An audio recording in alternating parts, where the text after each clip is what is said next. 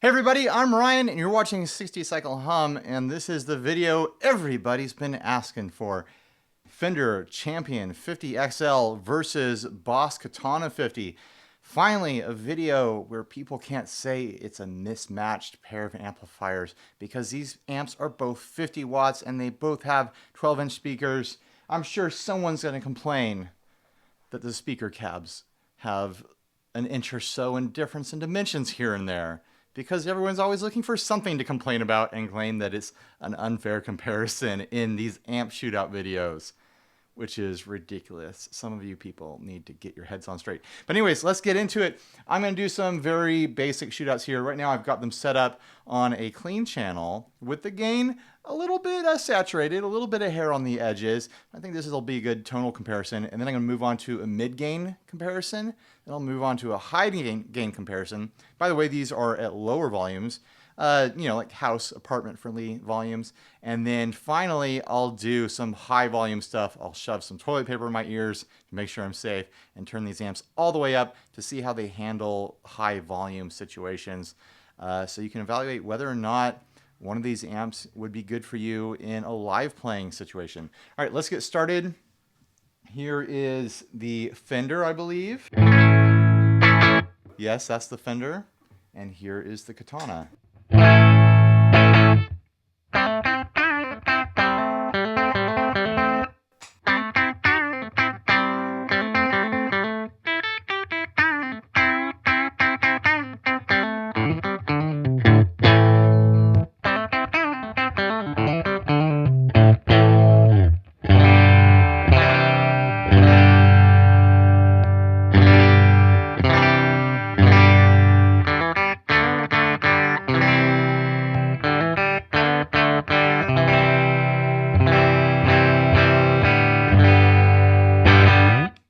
I tried to dial these in to be pretty close EQ-wise. I started with the Fender with both knobs pretty close to noon.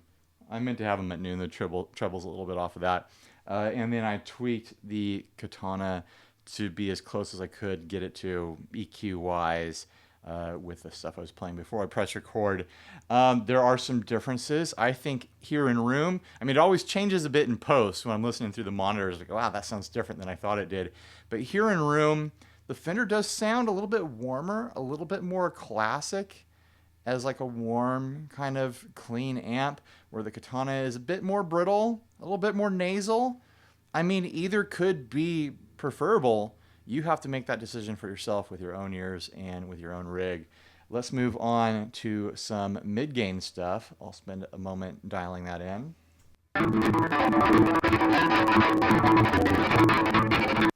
All right, here we go. I had to jump the volume up a little bit on the Fender to get it match the Katana at the same level that it was previously. Here is the Fender.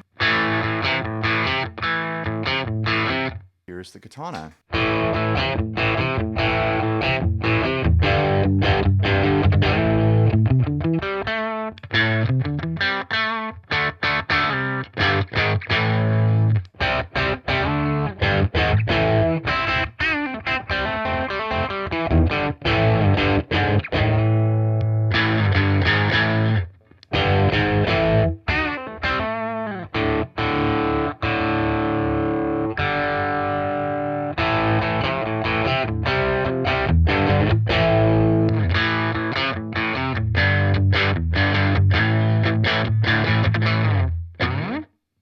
I gotta say, the Fender sounds pretty good.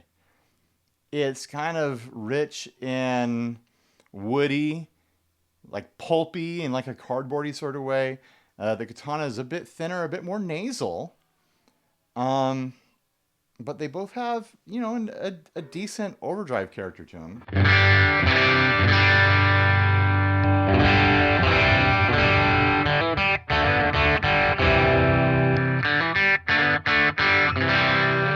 I also feel like the Fender is more muddy.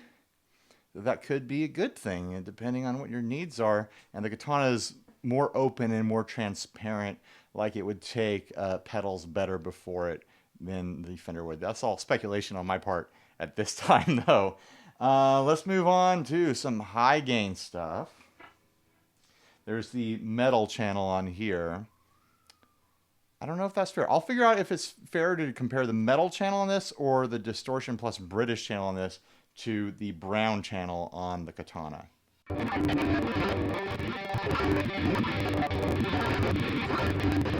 All right, I've opted for the metal setting without the octave on the Fender, and I've got the brown sound dialed in, the brown channel dialed in on the Katana.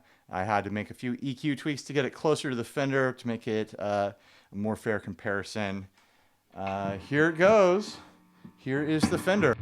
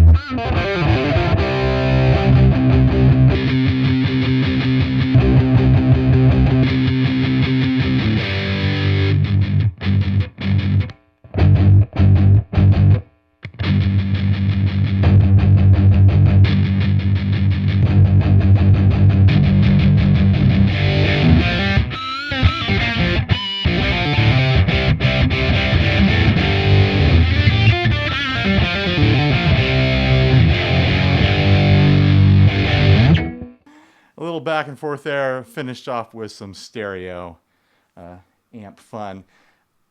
It's a little bit tough. I mean, it's hard for me to make a judgment call at the lower volume settings. I mean, these are still plenty loud. They're not giggable loud at this setting, but they're plenty loud enough to annoy your next door neighbor. The Fender has like this filtered sound over the distortion of the metal setting, where the Katana has a bit of like a nasal sound. I mean, neither of them are ideal for a heavy metal sound. They're passable. They're fun. They're fun in a bedroom setting. I wouldn't suggest either of these amps to someone who's going to gig in a metal scenario only using the onboard distortion effects. Maybe an outside pedal or something like that would get you there with the volume that these amps can provide. But I mean, they're fun. They're fun for bedroom stuff. Use your ears. Decide what you like. I'm not going to make that call for you. It's really that close with these two amps tonally so far. Like it comes down to just subjective judgments, like which sound you prefer here in room, because there's things to be said for both of them, honestly. All right, let's do the volume test now. I think this is really where we're going to see the difference between these two amps. I'll go back to a clean setting. Everyone complained, not everyone, but a lot of people complained that I had the bass knob up high on the Fender in the previous video, and they said that's what was causing the fartiness of the speaker. I don't think that's the issue. I've never owned an amp where you couldn't dime the bass knob without getting fartiness, and that's the truth. I've never encountered an amp where you can't turn the bass up.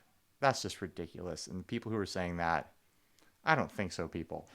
So I'm going to set EQ to noon on both amps for the volume test, just so everyone can be like, yeah, it's middle of the road. This isn't a tonal test. This is a test to see how the amp holds up at volume.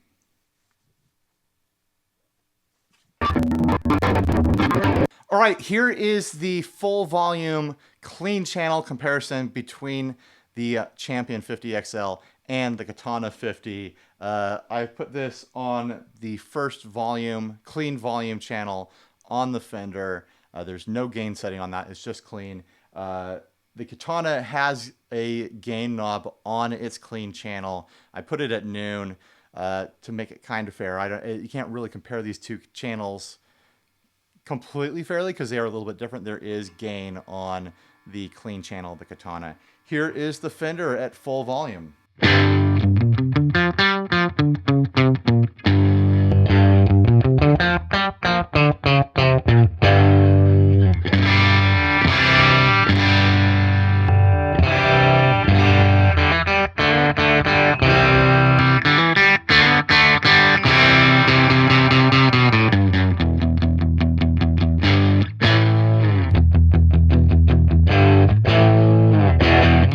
you start to get that flubby, farty breakup on the Fender, on the clean channel, with the EQ at double noon.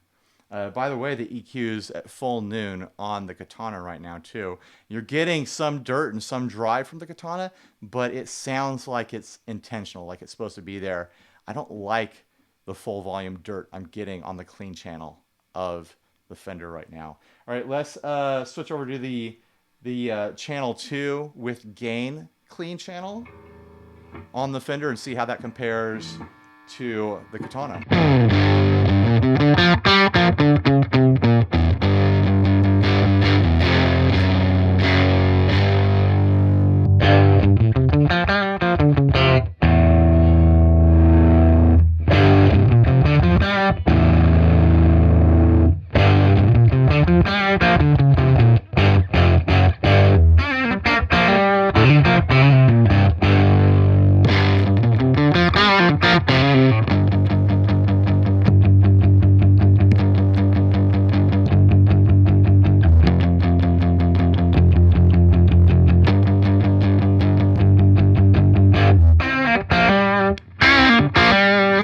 There's just a woofiness to the Fender.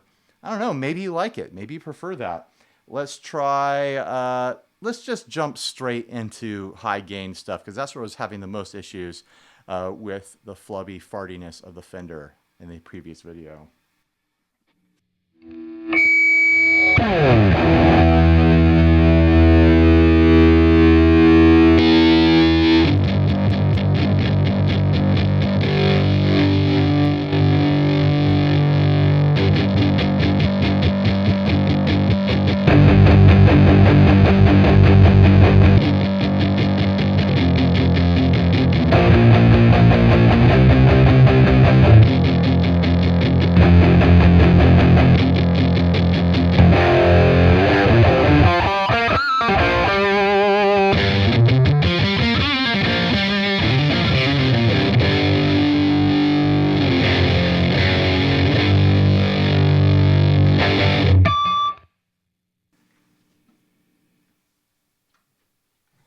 Yeah, I don't know, guys. I think at lower volumes, they're definitely competitors in the tone department. It really comes down to personal preference in a lot of ways. Turning them up, I don't think the Fender holds up to loud playing. If you're planning on gigging with these and playing with a drummer and a bassist and, you know, other band members, I think the Katana is the stronger choice. Not to mention, there's a lot more you can do as far as building sounds with it, as far as combining different effects. Like there's an effects wheel on here where you can select predetermined effects. There's 3 different effects slots, including a reverb. So 4 effects you can run at the same time on the Katana. You know what? I was wrong. The reverb is one of the effects. But still, 3 effects you can run at the same time on the Katana. I know you can do extra stuff when you plug it into a computer and possibly run 2 delays at the same time and things like that. There's all sorts of fun shaping you can do to the sound of the amp when you plug it into a computer, and that's just not a feature of the Fender. They're the same price. I think they're both $220 right now. The same wattage, same speaker size, functionally the same physical dimensions, give or take an inch or here or there, you know. Like I said, use your own ears, decide what you need if you're shopping for these. I think they both sound fine at bedroom volumes, at house volumes, but yeah, I think the Fender just falls apart when you turn it up too loud. But that's, you know, just my opinion. That's just what I'm perceiving here. Maybe someone else can prove me wrong. Yeah, maybe get one of these and use it in your band and say it's perfect. It's the perfect thing for my band. Anyways, thanks for watching. Please like, subscribe, dislike, leave me rude and nasty comments. You know the whole drill. Support us on Patreon. Bye.